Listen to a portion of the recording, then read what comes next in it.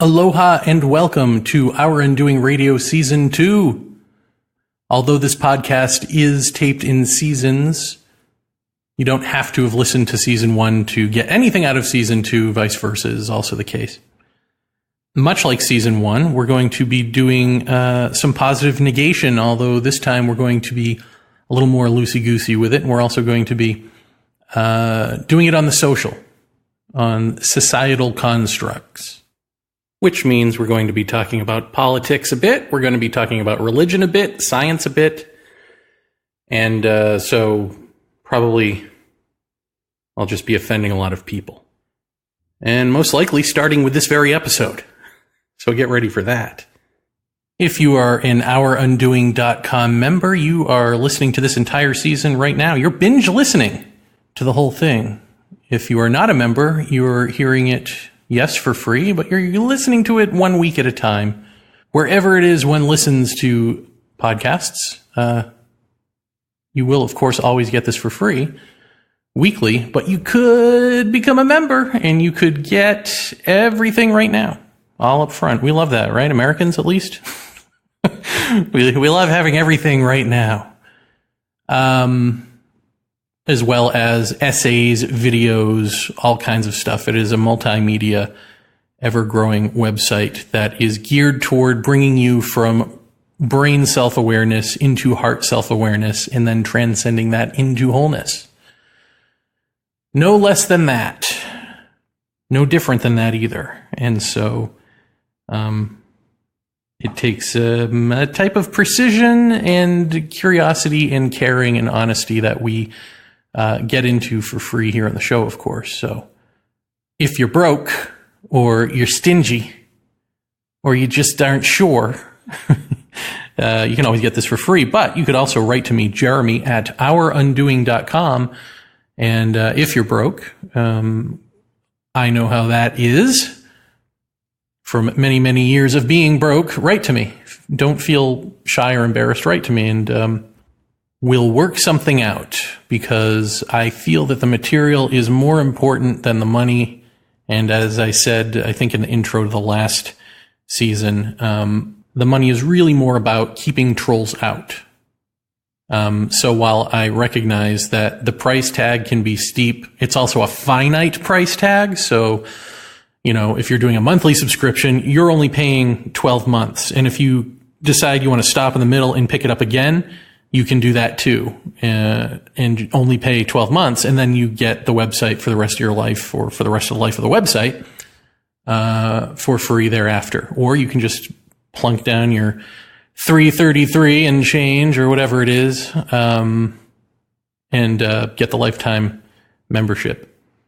And then, of course, those funds go toward the production of the thing, and also bringing speakers to the island that we can videotape and do audio sessions with for the website. So it all goes back into the website via Jalon Productions. Well, technically it goes into Jalon Productions. So it's a great big monetary circle of life for your benefit, for all of our benefit. But again, I reiterate, because no one actually took me up on it during the last season, if you cannot afford the price tag, and you're deeply, seriously committed to this type of understanding, let me know, Jeremy at OurUndoing.com, and we'll work it out. And that's probably the perfect place to begin this kickoff episode to season 2, because we're going to be talking about distraction and attention, and just what does it mean to be serious about something like this. Now, of course, I do other podcasts.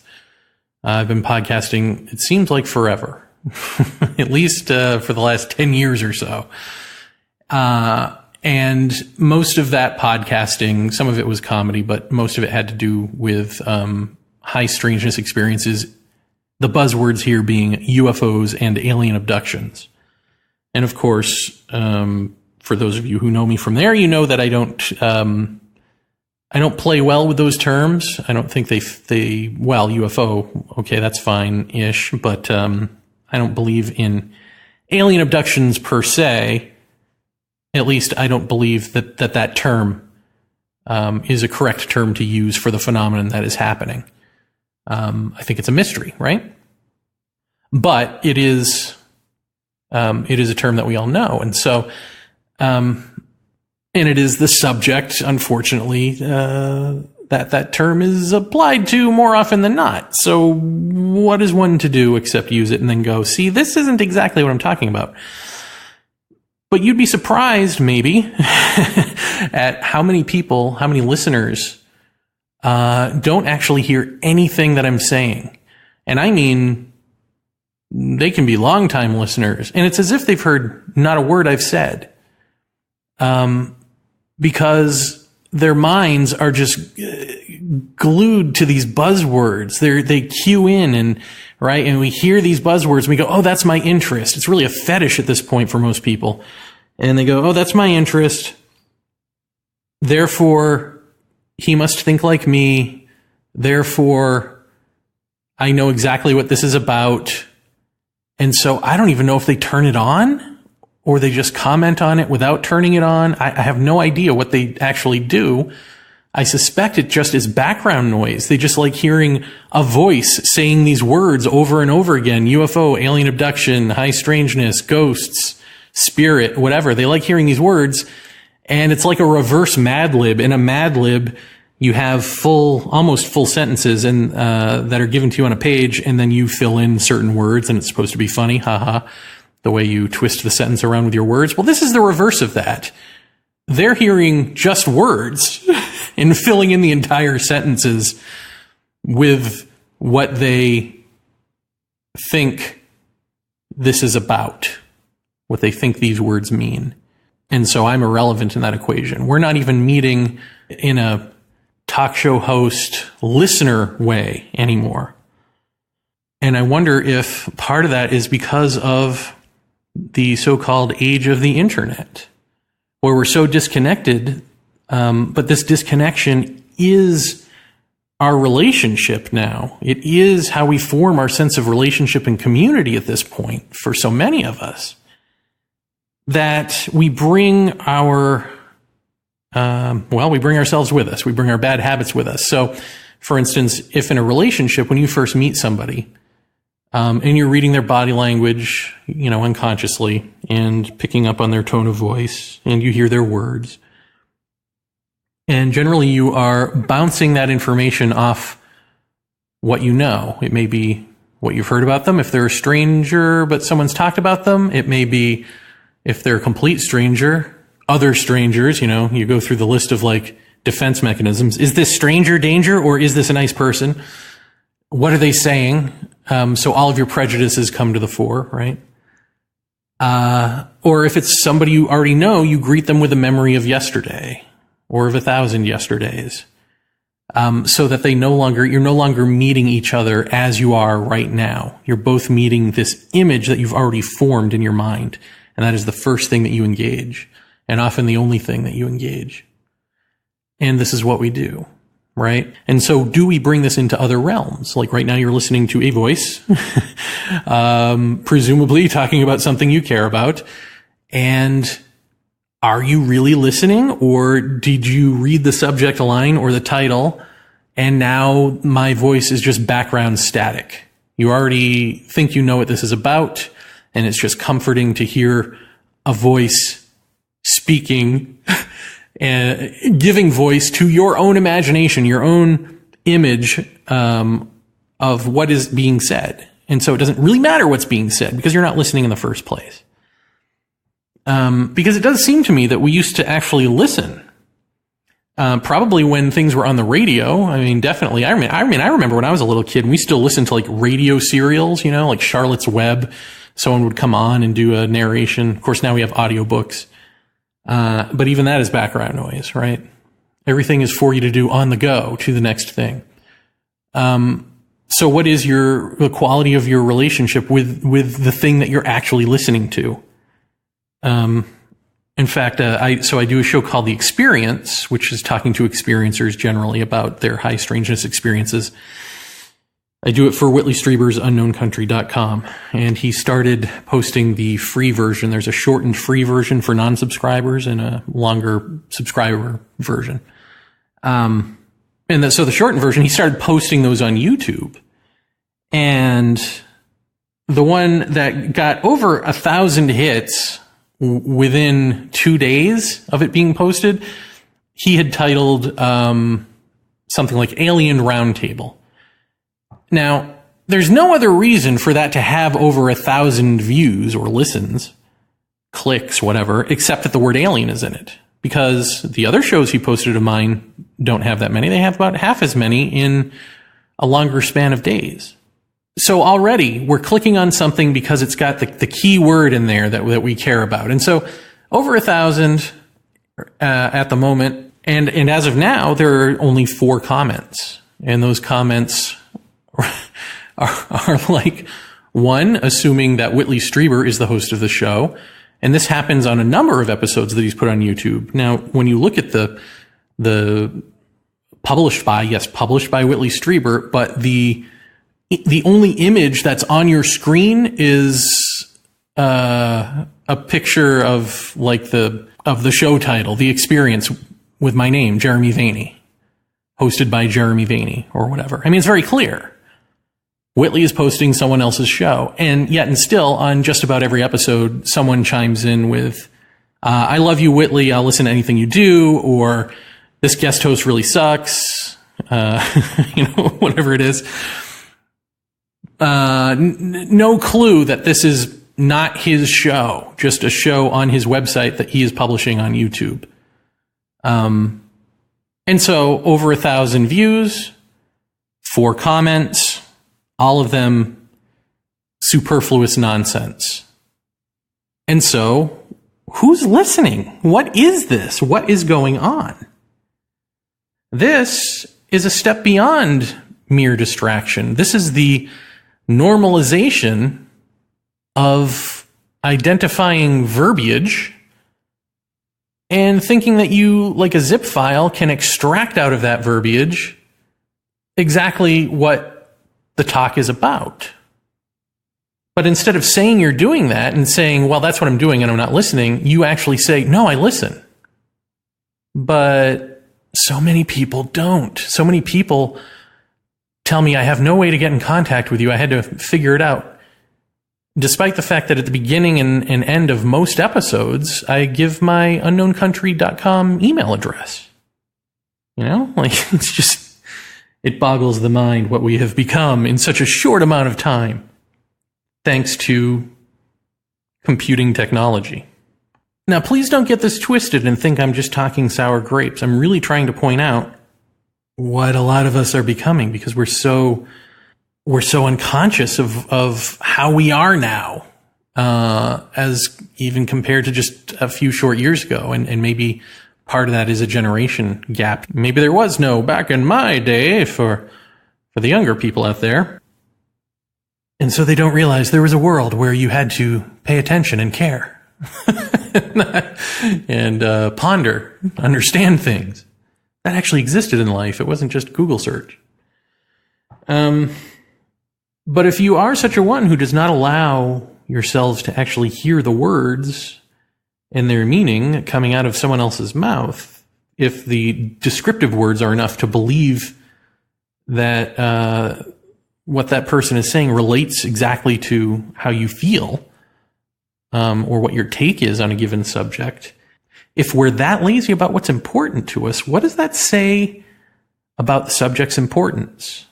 And what does it say about us?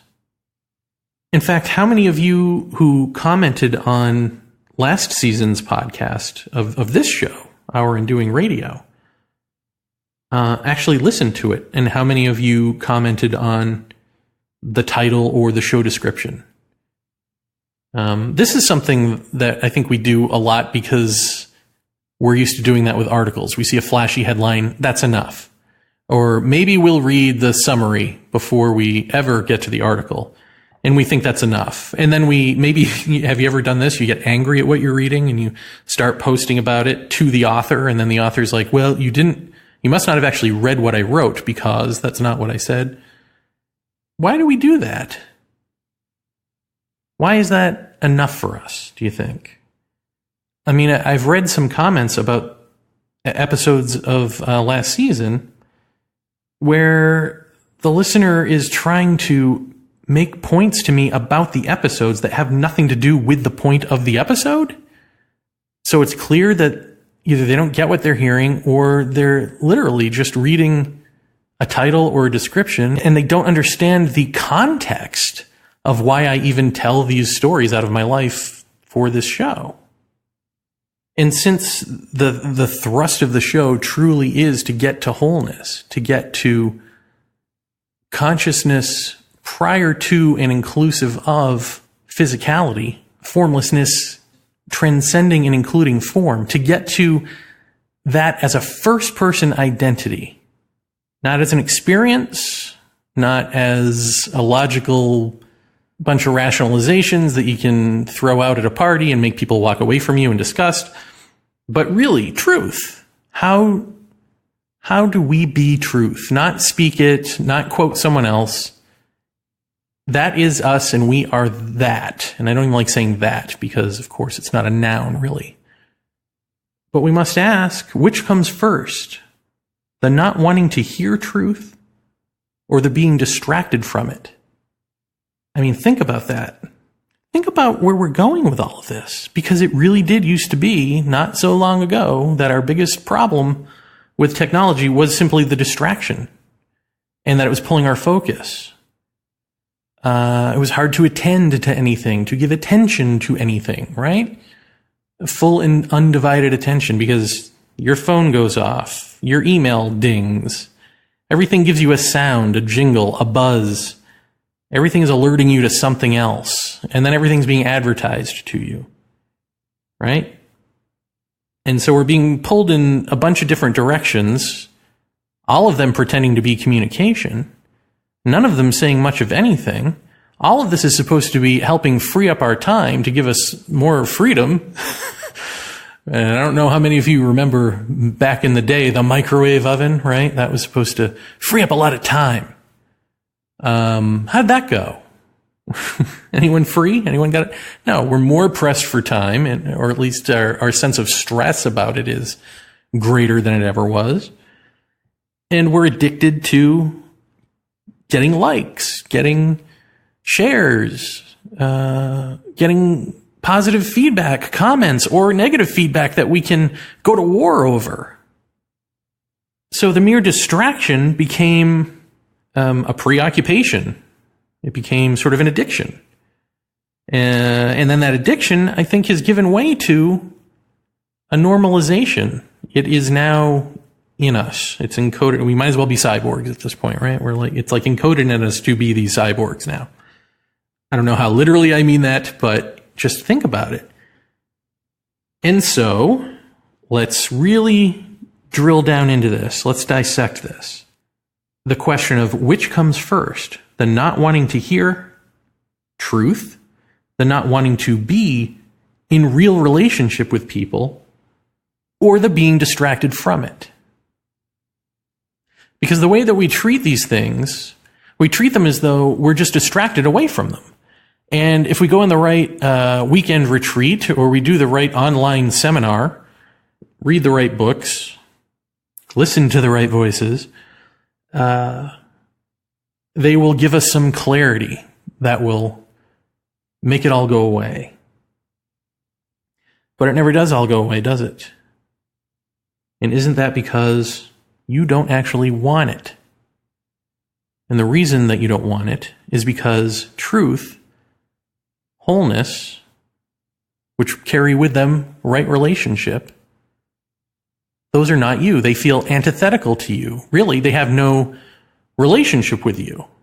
And because they have no relationship with you, within you, they are not you. At least they are not your self-identity.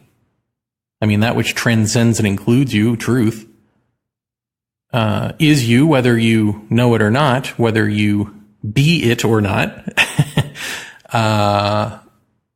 But the key here is that you cannot. And in fact, most of us do not. Instead, we walk around as the self-center, trying to play God in our own heads instead of simply understanding this, which dissolves that self-center. And then whatever is real, is true, is the case. We don't want that because that takes the dissolving of us. So instead, we try to bring that truth to us. We hear about it. We read about it. We build paths to it. We say, we're getting there. And it's the same thing with relationships. It's the same. I mean, fractally, this all spirals out in all directions of our lives. So as with ourselves, we don't meet ourselves as we truly are in wholeness. We say this partiality is human nature. It's all that there is. This flawed critter of the earth, right? Instead of questioning that and seeing if that's true, we just accept it and we live it. And so we're not right with ourselves. How can we ever be right with another person? We're already living in a fictitious image of ourselves. And so we project that out onto other people, or we greet other people with that same mechanism. We're very mechanical that way. Now, normally with like a psychological problem or a physical problem or something along those lines, we come to understand it or diagnose it, right? And then we do something about it. But we can't do anything about this, and we keep trying to apply that type of thinking to whatever word you like, truth, wholeness, transcendence, quote-unquote enlightenment. We keep trying to diagnose a problem and bring ourselves the cure or the solution. But we are the problem. And so the solution is only going to be a Band-Aid. It's only going to be temporary as the wound festers beneath the surface, unfortunately. And yet, the real solution to this is so simple. It's simply understanding this fact that this is how we operate. This is what we are. We are thought in motion. And thought is partial. And not just partial, but it's like a roadblock. Or maybe a better description is that it's a giant boulder that has dropped into a stream and dammed up the water, dammed up the flow. And so it actually needs to be removed. All of it. All of you needs to crumble in order for wholeness to be the case, in order for the one stream to flow unimpeded. For the formless awareness that transcends and includes the form you call you, to flow through and as you, as your first person perspective, as who you are, not who you pretend to be, not who you read about and say, I want to be that, not as an ideal, but that you are that in the experiencing of life. And now this is where some of you write and say, I already am that. I do experience life that. No, you don't. You don't know what I'm talking about. And you're telling me that is a defense mechanism because you don't want to hear it. You want to be distracted. You want to claim you already are it. You want to say, I've heard this before. Can we move on? Well, there is no moving on because this is it. This is the only free will choice that matters. Every other free will choice that is made in the partial aspect that we call the whole is just another masturbatory practice in a prison. It's that drastic. It's so funny because in our world, right, we have relativity. I mean, relativism rules the day, and yet this one thing demands a black and white line. There's duality and there's non-duality. Duality is the illusion that exists within non-duality, but just try telling that to the dual people, which is all of us. The people who see separation and live by its code. The people who say, I think, therefore I am, and never question that? Well, in one sense, it's true. You think, and that thought sure is amming an awful lot.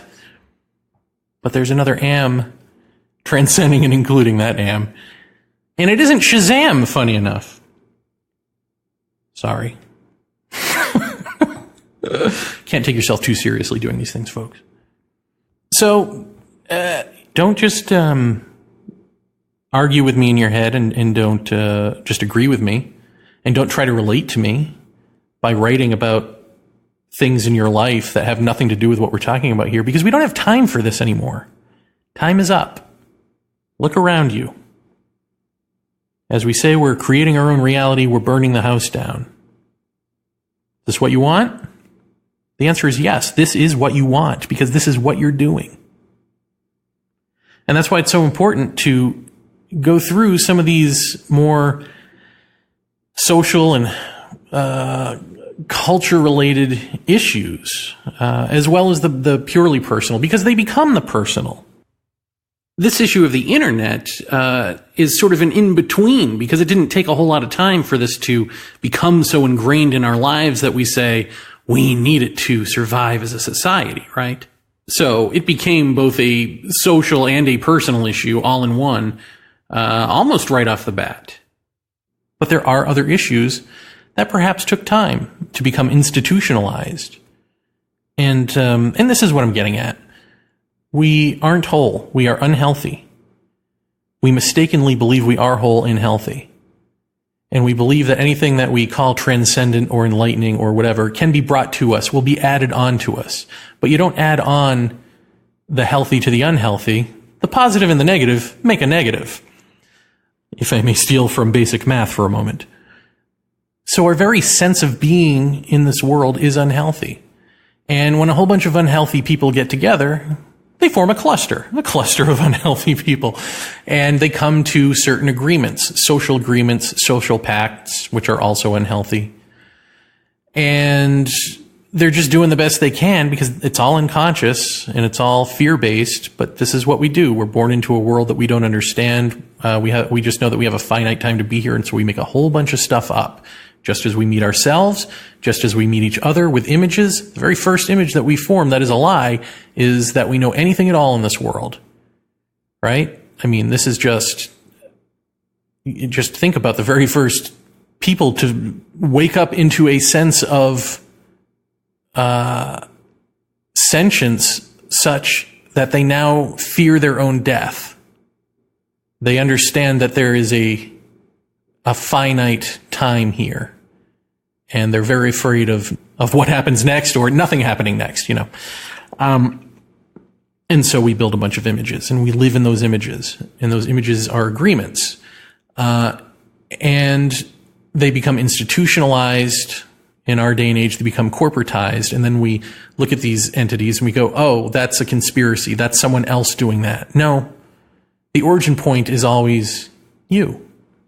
It's always me. It's us. They're not out of our control. They're dictated by our sense of control. But then we're born into that as though it is our society, our culture. I mean, these are things that we would manifest either way, but they come prepackaged for us, and we're born into them as a society, right? Like if you didn't have the society telling you to go to war and what the rules are about that, and to hail killers as heroes and something to aspire to be, but peaceful people, nonviolent people to sort of regard with admiration, but not ever talk about being that. If you didn't have the society telling you those things, if you weren't born into the pressure to believe those notions, you would eventually come to them on your own anyway. Because all such notions come from within all of us. As thought, which, left to its own devices, is the pendulum producer, which is why it doesn't matter if you have peacetime or not, because peace contains and eventually produces its opposite when it is born of thought.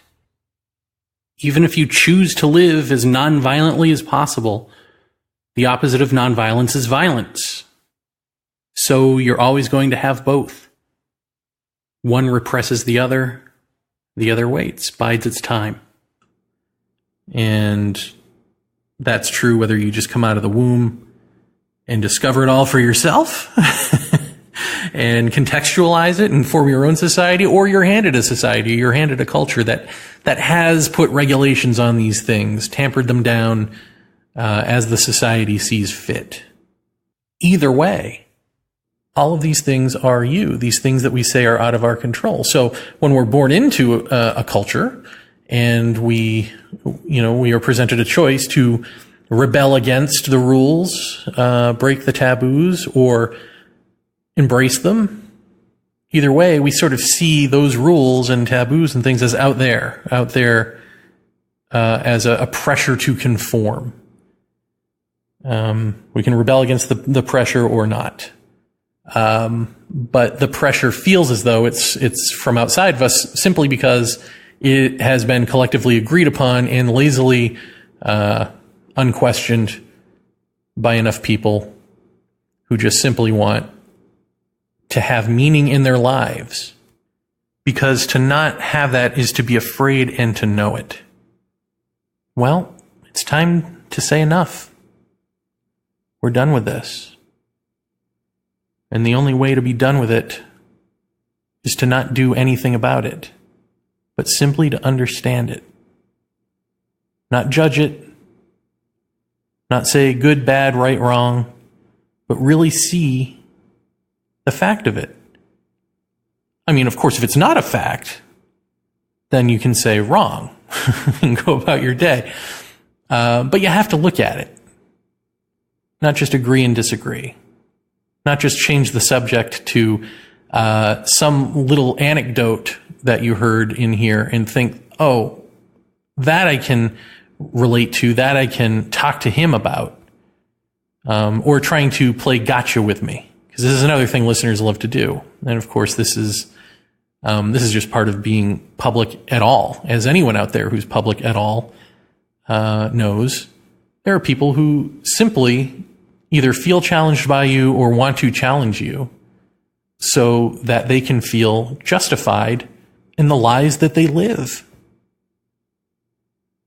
And this is just what we do. It's just a fact. There's no judgment here. This is what we do. And if you just look at it, if you just see it, and if you see that you're doing it, if you're honest enough with yourself to say, oh, I see that in me. It's easy to see in someone else. It's easy to listen to my stories about me, or hear a complaint about society and go, yeah, society. What about you? What are you avoiding? Take an honest, clear look and tell me that the answer isn't nothingness. The answer is nothingness. And nothingness is everything.